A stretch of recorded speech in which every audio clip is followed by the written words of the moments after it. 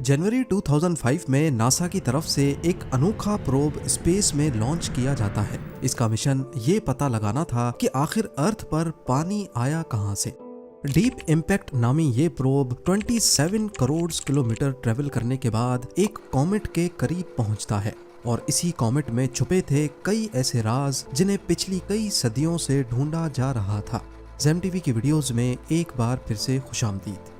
नाजरीन, पूरी यूनिवर्स में सिर्फ एक ही ऐसी जगह है जहां ह्यूमन बीइंग्स जिंदा रह सकते हैं। ऐसा मालूम होता है जैसे अर्थ को इंसानों के लिए ही बनाया गया है। यहाँ वो तमाम चीजें मौजूद हैं जो जिंदगी के लिए बहुत अहम मानी जाती हैं। पानी, खाना और ऑक्सीजन। इतनी वसी और जायंट यूनिवर्स में दूसरा कोई ऐसा प्लेनेट हो या ना हो, लेकिन फिलहाल हम सिर्फ अर्थ को ही जानते हैं जहाँ पर इंसान बगैर किसी मदद के जिंदा रह सकता है। पर आज से 5 अरब साल पहले अर्थ का कोई वजूद ही नहीं था। जिस जगह पर आज अर्थ और हमारा सोलर सिस्टम मौजूद है, ये मिल्की वे गैलेक्सी का किनारा है। जब हमारा प्लेनेट नहीं था तो इसकी जगह यहाँ पर एक बहुत बड़ा बादल हुआ करता था। एक ऐसा बादल जिसमें सिर्फ मिट्टी और गैसेस भरी हुई थी। आखिर इस बादल में ऐसा क्या हुआ जो ये एक प्लेनेट में बदल गया, वही प्लेनेट जहाँ आज हम रहते हैं। मिट्टी और गैसेस के इस बादल को मॉलिक्यूलर क्लाउड कहा जाता है। इस बादल में डस्ट पार्टिकल्स थे जिसमें रेत, सिलिकॉन और मुख्तलिफ मेटल्स के जर्रात भी शामिल थे। इस बादल की पैदाइश मुख्तलिफ डेड स्टार्स की वजह से हुई थी। यूनिवर्स के शुरुआती वक्त में जिन स्टार्स ने अपना सारा फ्यूल जला दिया वो फट गए और फटने की वजह से उनके जर्रात आसपास यूनिवर्स में फैल गए। ये आसमान में दिखने वाले बादल की तरह नहीं, बल्कि ये कुछ ऐसे दिखते हैं जिनको हबल स्पेस टेलीस्कोप की मदद से कैप्चर किया गया था। हैरत अंगेज तौर पे ये बादल 100 लाइट ईयर्स जितना बड़ा था। यानी इसके एक कोने से अगर कोई लाइट ट्रेवल करना शुरू हो तो इसको मॉलिक्यूलर क्लाउड के दूसरे कोने तक पहुंचने में 100 साल लग जाएंगे। आसान अल्फाज में समझा जाए तो सूरज और अर्थ के दरमियान जितना डिस्टेंस है, इससे 60 लाख गुना बड़ा ये मिट्टी का बादल था। यही वो बादल है जिसमें से नए स्टार्स और प्लैनेट्स बनते हैं। और जो ताकत, जो फोर्स इस बादल में से स्टार्स और प्लैनेट्स को बनाती है वो है ग्रेविटी। जी हाँ, वही ग्रेविटी जो स्पेस में होती तो नहीं बल्कि ये जनरेट होती है। स्पेस में दो ऑब्जेक्ट्स अपनी अपनी ग्रेविटी की वजह से एक दूसरे से जुड़ जाते हैं या एक दूसरे को अट्रैक्ट करते हैं। जिस ऑब्जेक्ट का मास ज्यादा होगा उसकी ग्रेविटी भी ज्यादा होगी। मॉलिक्यूलर क्लाउड के पार्टिकल्स इसी ग्रेविटी की वजह से एक दूसरे में जुड़ते गए। जो बड़े पार्टिकल्स थे उन्होंने छोटे पार्टिकल्स को अट्रैक्ट करना शुरू कर दिया। ये पार्टिकल्स बहुत तेजी से एक दूसरे में टकराने लगे और इसकी वजह से एनर्जी जनरेट हुई जिसने गोल घूमते हुए बादल के कोर को, उसके सेंटर को गर्म कर दिया। अगले करोड़ों सालों तक ये प्रोसेस ऐसे ही चलता रहा और मॉलिक्यूलर क्लाउड का कोर बड़ा भी होता गया, ज्यादा तेज भी घूमने लगा और ज्यादा गर्म भी हो गया। और एक वक्त के बाद ये बहुत बड़ा फायरबॉल हमारा सूरज बन गया। बचा हुआ मॉलिक्यूलर क्लाउड अब इसी सूरज के गिर्द घूमने लगा। इसमें मौजूद पार्टिकल्स और गैसेस से ही सोलर सिस्टम के प्लैनेट्स, जिंदगी और उन प्लैनेट्स के गिर्द घूमने वाले चांद बनेंगे। पर आखिर कैसे? ये एक मिस्ट्री थी, लेकिन अब नहीं है। मॉलिक्यूलर क्लाउड से स्टार यानी सूरज बनने के बारे में पहली बार एक हाइपोथेसिस 1700s में जर्मन फिलोसोफर इमैनुअल कांट और फ्रेंच स्कॉलर पियर साइमन की तरफ से पेश किया गया, लेकिन उस वक्त ये सिर्फ एक आइडिया था। उसके बाद 1920 और 1950 के बीच में जब टेलीस्कोप्स काफी एडवांस होने लगे तो एस्ट्रोनॉमर्स ने अपनी आंखों से स्पेस में कई ऐसे डस्ट क्लाउड्स को देखा जिसके अंदर नए स्टार्स का जन्म होता है। लेकिन इन बादलों के अंदर देखना टेलीस्कोप की मदद से पॉसिबल नहीं था। फिर 1970 और 1980 के बीच रेडियो और इंफ्रारेड टेलीस्कोप्स की इन्वेंशंस ने ये मसला भी हल कर दिया। अब डस्ट और गैसेस के इन बादलों के अंदर देखना भी मुमकिन हो गया। एस्ट्रोनॉमर्स ने इंफ्रारेड टेलीस्कोप्स की मदद से मॉलिक्यूलर क्लाउड्स के अंदर नए स्टार्स को बनते हुए देखा। इससे ये साबित हो गया कि नए स्टार्स मॉलिक्यूलर क्लाउड्स के अंदर ही जन्म लेते हैं और बादल के बचे हुए पार्टिकल से बाद में प्लैनेट्स बनते हैं। पर यह प्रोसेस शुरू कैसे होता है, पहले इसके बारे में कई आइडियाज फ्लोट किए गए, लेकिन फिर मार्च 2003 में इंटरनेशनल स्पेस स्टेशन में एक एक्सपेरिमेंट किया गया जिसने सदियों पुराने इस सवाल का जवाब दे दिया। एस्ट्रोनॉट डॉन पेटिट ISS में मौजूद मुख्तलिफ चीजों के साथ एक्सपेरिमेंट करके ये देखना चाहते थे कि ये चीजें स्पेस में कैसे बिहेव करती हैं। उन्होंने पानी के बबल्स बनाए और उसके अंदर डिसॉल्व होने वाली टैबलेट्स को डाला, रंगीन पानी की भंवरें बनाई और एक प्लास्टिक बैग में नमक डालकर उसे स्पिन किया। इन एक्सपेरिमेंट्स का मकसद वैसे तो कुछ और था, लेकिन उनके आखिरी एक्सपेरिमेंट ने सदियों पुराने सवाल का जवाब दे दिया। जब नमक को प्लास्टिक बैग में डाला गया तो थोड़ी देर के बाद सॉल्ट पार्टिकल्स एक दूसरे के साथ चिपक गए, क्योंकि स्पेस में ये पार्टिकल्स एक दूसरे को अट्रैक्ट करते हैं। साइंटिस्ट्स का मानना है कि मॉलिक्यूलर क्लाउड के अंदर छोटे बड़े जर्रात जो सारे सूरज के गिर्द एक ही डायरेक्शन में घूम रहे थे, वो आपस में इसी नमक की तरह जुड़ गए और यहीं से प्लैनेट्स के बनने की शुरुआत हुई। करीब 4.5 अरब साल पहले मॉलिक्यूलर क्लाउड में भी इसी तरह पार्टिकल्स मिलकर एक झुंड बनाने लगे, ठीक उसी तरह जैसे डॉन पेडिट के एक्सपेरिमेंट में नमक के जर्रात एक दूसरे से मिल रहे हैं। जब इस झुंड का साइज 1 किलोमीटर तक यानी एक पहाड़ की साइज जितना बड़ा हो गया तो इसकी अपनी ग्रेविटी इतनी ज्यादा हो गई कि इसने आसपास के पार्टिकल्स को भी अपनी तरफ अट्रैक्ट करना शुरू कर दिया, ठीक उसी तरह जैसे वैक्यूम क्लीनर मिट्टी को अपने अंदर सक करता है। अगले 30 लाख सालों तक ये प्रोसेस ऐसे ही चलता रहा और जर्रात के झुंड में से 20 प्लैनेट्स उभर कर सामने आ गए जो सारे सूरज के गिर्द घूम रहे थे। अब क्योंकि ये 20 प्लैनेट्स काफी बड़े हो चुके थे, इसी वजह से इनकी अपनी ग्रेविटी ने ऑर्बिट के दौरान एक दूसरे को अपनी तरफ अट्रैक्ट करना शुरू कर दिया और आखिरकार इनकी आपस में टक्कर होने लगी। हर एक टक्कर में 2 प्लैनेट्स ने आपस में मिलकर एक बड़ा प्लैनेट बना दिया। वक्त के साथ साथ इन टक्करों की वजह से सोलर सिस्टम में जहां पहले 20 प्लैनेट्स थे, वो अब सिर्फ चंद प्लैनेट्स ही रह गए, जिसमें वीनस, मरक्यूरी, मार्स और हमारा अर्थ भी शामिल है।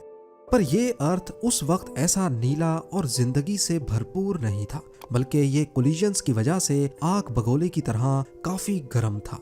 एस्ट्रोनॉमर्स का मानना है कि अर्थ को इस मकाम तक पहुंचने में करीब 3 करोड़ साल लगे थे। उस वक्त अर्थ का टेम्परेचर 5000 डिग्री सेल्सियस के करीब था, यानी अगर इस पॉइंट पे यहाँ कोई लिविंग ऑर्गेनिज्म आ भी गया तो ये सेकंड से भी कम टाइम में भाप बनकर खत्म हो जाएगा।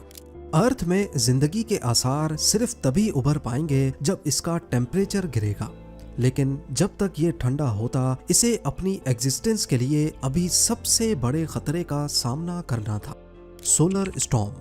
जी हाँ, सूरज से निकलने वाली शुआएं जब भी किसी प्लेनेट में दाखिल होती हैं तो वो उसके एटमॉस्फेयर को काफी नुकसान पहुंचाती हैं। यही सोलर स्टॉर्म्स दूसरे प्लैनेट्स में भी आते हैं और इसकी वजह से यहाँ जिंदगी का बढ़ना मुमकिन नहीं होता। ज्यादा दूर जाने की जरूरत नहीं, मार्स जो अर्थ का पड़ोसी प्लैनेट है, वहाँ पर सोलर स्टॉर्म्स ने जिंदगी के चांसेस को खत्म कर दिया है। पर इन्हीं सोलर स्टॉर्म्स का अर्थ ने मुकाबला कैसे किया, इसका सीक्रेट छुपा है अर्थ के कोर में। जब मॉलिक्यूलर क्लाउड में अर्थ बनना शुरू हुआ तो इसका टेम्परेचर काफी बढ़ गया। इस टेम्परेचर ने अर्थ को एक फायर बॉल बना दिया। पत्थर पिघल गए और उनमें मौजूद आयरन और निकल भी। अब क्योंकि आयरन और निकल का वजन काफी ज्यादा होता है तो वो अर्थ के कोर में गिरना शुरू हो गए। जियोफिजिसिस्ट्स का मानना है कि जब भी मोल्टन आयरन को गोल घुमाया जाए तो वो अपने गिर्द एक मैग्नेटिक फील्ड बना देता है। अब क्योंकि अर्थ के कोर में मोल्टन आयरन की क्वांटिटी ज्यादा है, तभी वो एक मैग्नेटिक फील्ड जनरेट करता है और स्पेस में ये मैग्नेटिक फील्ड का असर जहां तक रहता है, इसे मैग्नेटोस्फीयर कहते हैं। नॉर्मली ये मैग्नेटिक फील्ड अर्थ की वो साइड जो सूरज को फेस कर रही है उसमें 3,70,000 किलोमीटर तक फैली हुई है, यानी लगभग जितना दूर चांद है। और जो साइड सूरज को फेस नहीं कर रही उसमें अर्थ की मैग्नेटिक फील्ड लाखों किलोमीटर्स तक फैल जाती है। यही वजह है कि सूरज से निकलने वाली रेडिएशंस को मैग्नेटिक फील्ड रोक देती है। नॉर्थ और साउथ पोल पे ये मैग्नेटिक फील्ड कम है, तो यहाँ पर ये रेडिएशन एटमॉस्फेयर में दाखिल होकर पार्टिकल्स के साथ मिलकर अरोरा इफेक्ट पैदा करती है, जिन्हें हम नॉर्दर्न और सदर्न लाइट्स भी कहते हैं। लेकिन ये रेडिएशंस इतनी कम है कि इसका कोई नुकसान नहीं होता। नया अर्थ जिसने सोलर स्टॉर्म्स का मुकाबला तो कर लिया, पर अभी भी ये जिंदगी के लिए परफेक्ट नहीं था। अर्थ को एक और मुश्किल तरीन मरहले से भी गुजरना था, एक प्लेनेट कोलिजन। इसका हम इंसानों को पता कैसे चला, इसके लिए हमें 1960s में जाना होगा। अमेरिका ने कई अपोलो मिशंस प्लान किए और एस्ट्रोनॉट्स को रिसर्च के लिए चांद पर भेजा। पहले ये माना जाता था कि चांद अर्थ का ही टुकड़ा है जो किसी वजह से अर्थ से अलग हो गया। लेकिन जब एस्ट्रोनॉट्स चांद पर गए और वहां पत्थरों के कुछ सैंपल्स लेके आए, तो देखने में ये पत्थर अर्थ पर पाए जाने वाले पत्थरों जैसे नहीं दिखते थे। ऐसा मालूम होता है कि इन पत्थरों को जलाया गया हो। मजीद इन्वेस्टिगेशन से मालूम पड़ा कि चांद और अर्थ के पत्थर में मौजूद ऑक्सीजन आइसोटोप्स एक जैसे हैं, जिससे ये साबित होता है कि चांद था तो पहले अर्थ का ही हिस्सा, लेकिन बहुत ज्यादा गर्माइश ने इसका ये हाल किया है। इतनी ज्यादा गर्माइश सिर्फ एक ही चीज पैदा कर सकती है, और वो है किसी और प्लेनेट का टकराना। जब अर्थ आहिस्ता आहिस्ता ठंडा हो रहा था, उस वक्त एक दूसरा प्लेनेट अर्थ की तरफ बढ़ने लगा। ये प्लेनेट करीब मार्स की साइज जितना बड़ा था और इसको थिया का नाम दिया गया है। जब थिया अर्थ से टकराया तो बहुत सारी एनर्जी रिलीज हुई। अर्थ और थिया के जलते हुए टुकड़े आसमान में फैल गए और आखिरकार अर्थ को ऑर्बिट करने लगे। अर्थ को ऑर्बिट करते ये टुकड़े अगले हजारों सालों तक उसी तरीके से एक दूसरे से जुड़ते गए जैसे मॉलिक्यूलर क्लाउड में पार्टिकल्स जुड़े थे, और यूं जन्म हुआ चांद का। पहले चांद अर्थ के काफी करीब था। एक्सपर्ट्स का कहना है कि अभी जितना हमें चांद दिखता है, पहले ये 15 टाइम्स ज्यादा बड़ा था। लेकिन आहिस्ता आहिस्ता करीब 1.5 इंचेस पर ईयर के हिसाब से ये अर्थ से दूर हो रहा है। आपको यहाँ बताते चलें कि थिया का अर्थ के साथ हौलनाक टकराव और चांद का पैदा होना, ये वो दो इवेंट्स थे जिनकी वजह से आज हम इस दुनिया में मौजूद हैं। साइंटिस्ट्स का मानना है कि ये दो इवेंट्स अगर नहीं होते तो शायद अर्थ पर कभी जिंदगी आ ही नहीं पाती। पर आखिर कैसे? जब मार्स के साइज जितना प्लेनेट अर्थ से टकराया तो इसने अर्थ को एक साइड पे झुका दिया, इसको थोड़ा सा टिल्ट कर दिया। अर्थ जो पहले अपने एक्सिस पे ही रोटेट कर रहा था, अब ये 23.5 डिग्रीज के एंगल पे टिल्ट हो गया, और इस टिल्ट ने अर्थ को दिए मुख्तलिफ किस्म के मौसम।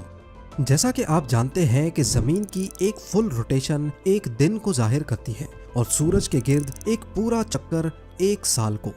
अब क्योंकि अर्थ 23.5 डिग्रीज पे झुका हुआ है, तो साल के वो महीने जब नॉर्दर्न हेमिस्फेयर सूरज से ज्यादा करीब होता है, तब यहाँ गर्मियों का सीजन होता है, और सर्दियों में यही हिस्सा सूरज से दूर हो जाता है। इस टिल्ट की वजह से अर्थ के सरफेस पर पूरा साल एक जैसी गर्माइश नहीं पड़ती और ना ही एक जैसी ठंड।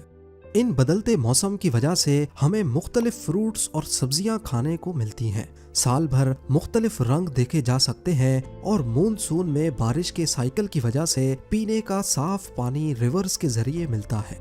इसके अलावा चांद के बनने की वजह से समंदरी लहरें भी बनती हैं। ये लहरें समंदरी मखलूक के लिए न्यूट्रिएंट्स फराहम करती हैं, क्योंकि अगर ये लहरें ना होती तो समंदर में न्यूट्रिएंट्स सिर्फ चंद स्पॉट्स पे ही रहते। लेकिन यहाँ पर सवाल ये पैदा होता है कि समंदर में लहरें तो तब बनेंगी जब अर्थ पर पानी होगा, जो जिंदगी के लिए सबसे अहम है। तो फिर आखिर अर्थ पर पानी आया ही कहाँ से? ये साइंटिफिक कम्युनिटी के लिए सबसे बड़ी मिस्ट्री रही है। जनवरी 2005 में नासा ने डीप इम्पैक्ट नामी एक प्रोब स्पेस में लॉन्च किया। इसको 27 करोड़ किलोमीटर दूर टेम्पल-1 नामी एक कॉमेट के पास भेजा गया। इस प्रोब के आगे 350 किलो का कॉपर इम्पैक्टर लगाया गया, जिसे टेम्पल-1 से जाकर टकराना था। 4 जुलाई 2005 को ये इम्पैक्टर 38,000 किलोमीटर पर आवर की स्पीड से टेम्पल-1 कॉमेट से जा टकराया और उसने एक बहुत बड़ा क्रेटर बना दिया। इस इम्पैक्ट को डीप इम्पैक्ट प्रोब पे लगे रेडियो टेलीस्कोप्स की मदद से कैप्चर किया गया और इस टेलीस्कोप ने जो कुछ दिखाया वो वाकई काफी हैरानकुन था। टक्कर की वजह से जो लाइट निकली उसको स्पेक्ट्रोस्कोपी की मदद से एनालाइज करने पर मालूम पड़ा कि टेम्पल 1 के अंदर बर्फ की फॉर्म में पानी भरा हुआ है। अब ये तो साबित हो गया कि सूरज से बहुत दूर एस्ट्रॉयड बेल्ट में मौजूद कॉमेट्स के अंदर पानी मौजूद है, लेकिन आखिर ये कॉमेट्स अपना ऑर्बिट छोड़कर अर्थ तक आए कैसे, और वो भी करोड़ों की तादाद में। एक्सपर्ट्स का मानना है कि ये काम हमारे सोलर सिस्टम में मौजूद सबसे बड़ा प्लेनेट ही कर सकता है, जुपिटर। जी हाँ, जुपिटर हमारे सोलर सिस्टम का सबसे बड़ा प्लेनेट है और जाहिर है इसकी ग्रेविटी भी अर्थ से कई गुना ज्यादा है। और इसकी खास बात यह है कि ये एस्ट्रॉयड बेल्ट के बिल्कुल करीब ऑर्बिट करता है। एस्ट्रोनॉमर्स का मानना है कि पास्ट में एस्ट्रॉयड बेल्ट में जितने भी बड़े साइज के कॉमेट्स और एस्ट्रॉयड्स मौजूद थे, उनके नॉर्मल ऑर्बिट को जुपिटर की ग्रेविटी ने एलिप्टिकल ऑर्बिट में कन्वर्ट कर दिया। नॉर्मल सर्कुलर ऑर्बिट वो होता है जब एस्ट्रॉयड सूरज के गिर्द परफेक्ट सर्कल में चक्कर लगा रहे हों, लेकिन जब जुपिटर की ग्रेविटी ने उनको अपनी तरफ अट्रैक्ट किया तो वो अपने सर्कुलर ऑर्बिट से निकलकर ओवल शेप के ऑर्बिट में चले गए, जिसे एलिप्टिकल ऑर्बिट कहते हैं।